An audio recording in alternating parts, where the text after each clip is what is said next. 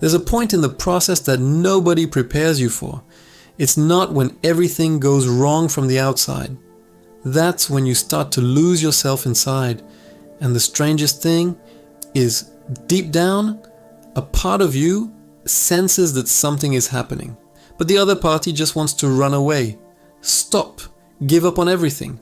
You try to understand. You try to organize. You try to regain control. But nothing fits together like it used to. And that's where the thought that almost no one admits to is born. Did I mess everything up just when I was trying to improve? But there's something you haven't realized yet. That confusion that's bothering you. That inner noise that won't leave you alone. It's not a mistake on your path. It's a sign. A specific, rare sign. It only appears when something inside you has truly begun to change. And if you leave now, you're not just losing the process, you miss the exact moment when everything would start to make sense. So stay with me until the end. Because what seems like chaos might be exactly where your life begins to reorganize itself. Everything starts to crumble from the inside. You start to realize that something is strange. It's not a clear sadness. It's not a specific problem. It's as if everything that used to make sense is now somewhat out of alignment. You look at your life and think, I should be doing better, so why does it seem like I'm getting worse? And that's confusing, because you are trying to evolve. He's looking for change. People are being observed more closely, but instead of feeling progress, he feels a kind of internal mess that's hard to explain. Old thoughts are returning. Doubts you thought you had overcome reappear.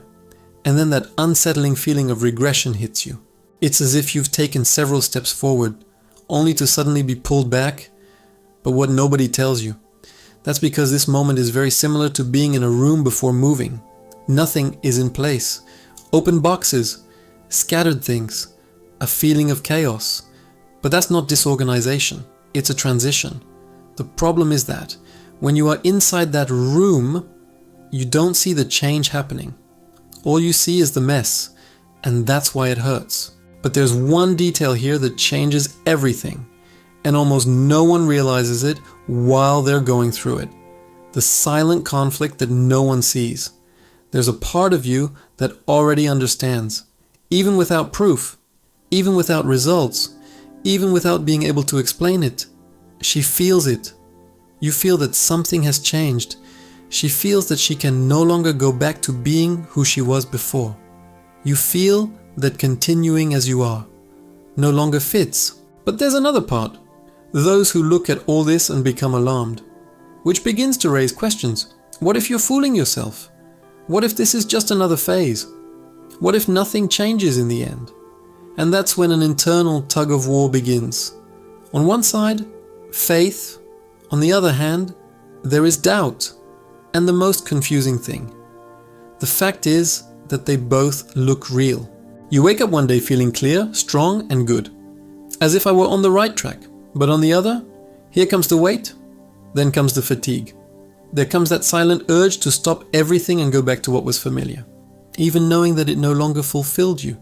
And that makes you question even more. Why can't I stay strong? Why do I wobble so much? What's wrong with me? But here's the game-changing part. And almost no one tells you this clearly. This conflict is not a flaw. It's a sign of transition.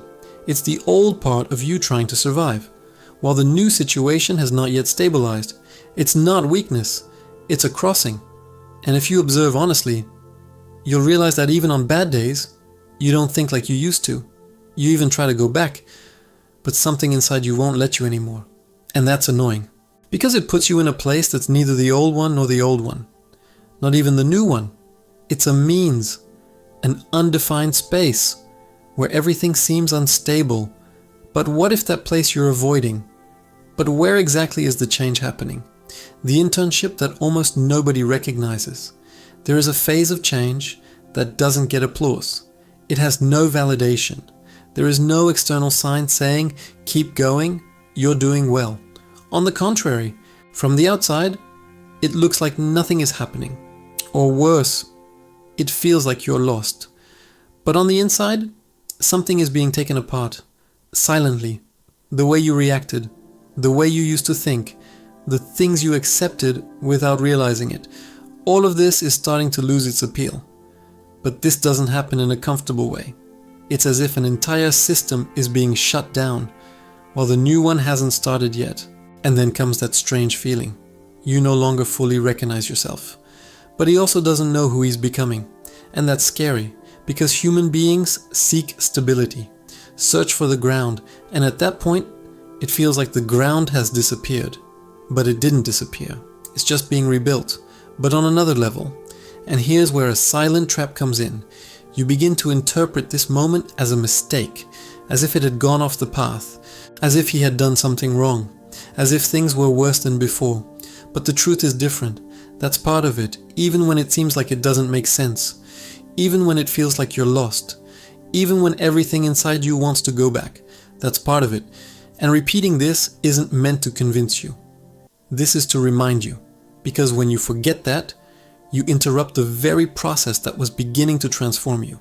And there's an even deeper point here, which completely changes the way you see all of this, but only those who persevere will understand. The instability of the vibration before the actual change. There are days when you wake up feeling different, lighter, that's clearer, as if you had finally understood. You'll think better of it, it reacts better. She feels a peace that she hasn't felt in a long time. And then, for a moment, do you believe? It's over now. I've changed. But the next day, something is going down. Without warning, for no clear reason. Energy changes. The mind weighs. And everything that seemed resolved starts making noise again. And that breaks you down. Because it's not just the fall. It's the frustration of having felt like I was okay. Zarkja, why did I come back for this? Hadn't I already gotten over it? Was I just fooling myself? And this is where many people draw the wrong conclusion that blocks everything. The person thinks that this fluctuation means that they haven't evolved. But actually, this fluctuation is part of the stabilization process. It's like learning to walk again. You don't fall because you've forgotten how. You fall because you are adjusting to a new balance. But nobody sees it that way. Because when emotions run low, it seems like everything you built has vanished. But it didn't disappear. You just can't access it as easily at that moment. And this is where something deeper comes in, which connects directly to how your reality begins to respond. Its vibration is not at its peak. It's not a good day. It's not when you're inspired. Your positive energy is what remains, even when you're not feeling well. It's what you hold on to in the midst of the chaos, and that changes everything, because it frees you from the illusion that you need to be okay all the time, and it puts you in a more real place, more human, more solid. Consistency doesn't mean never falling. Consistency is about not giving up when you fall. But there's a catch here that determines whether this phase will strengthen you or make you go through it all again. And almost no one pays attention to that. The test that doesn't look like a test. After all this internal turmoil, of all these ups and downs, a silence falls, and he bothers us more than the chaos, because it seems like nothing is happening. You try to notice the signs, try to figure out if you're on the right track, try to sense some kind of response, but the external environment doesn't change. Nobody recognizes it. Nothing fits together yet.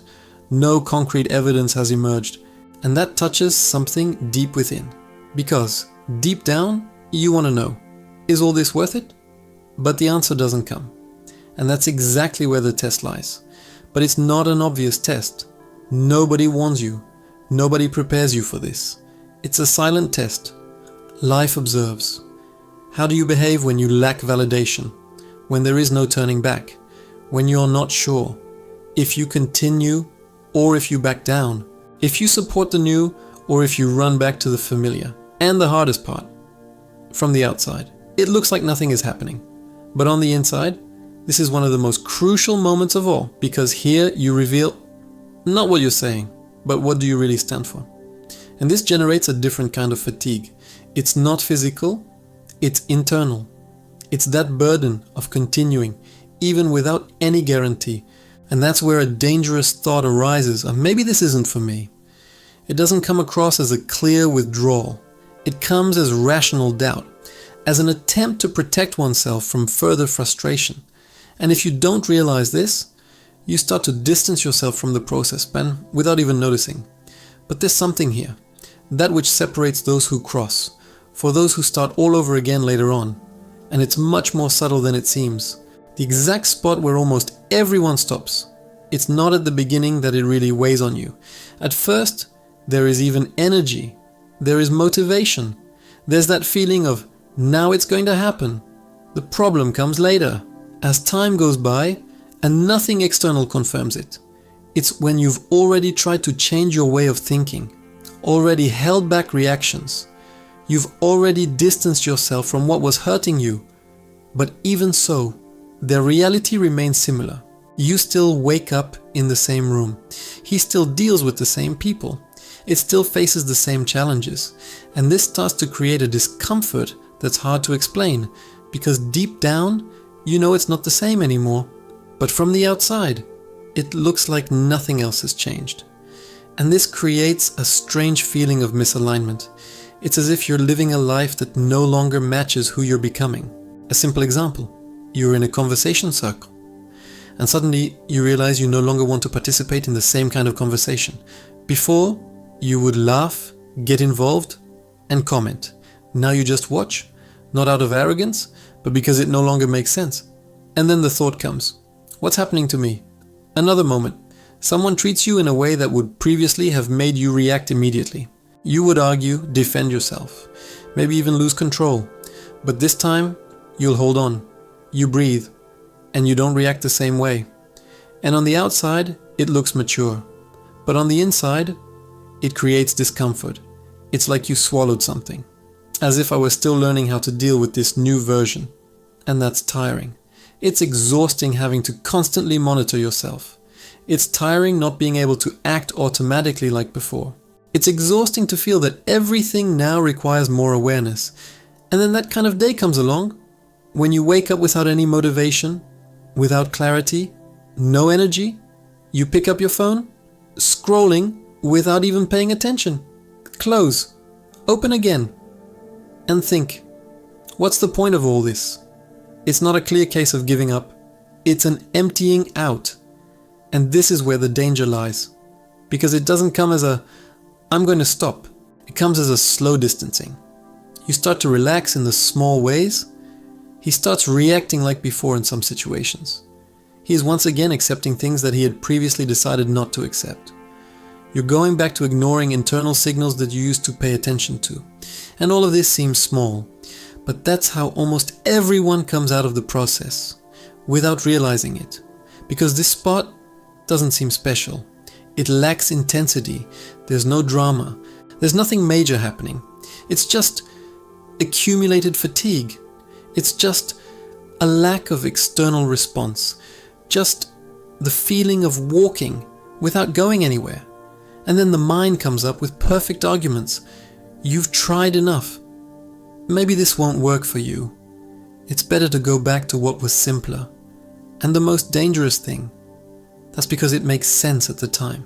Because going back feels like a relief. Going back takes the weight off your constant conscience. Going back removes the responsibility of sustaining something new. Going back puts you back on autopilot. But along with that relief, everything returns to what you already knew. Dissatisfaction, repetition, the feeling of living without presence. And deep down, you know that. That's why this point is so crucial. Because it's not a choice between easy and difficult. It's a choice between two discomforts. The discomfort of growing up, or the discomfort of staying. And whoever crosses that point, it's not strong all the time. He's not motivated all the time. He's not confident all the time.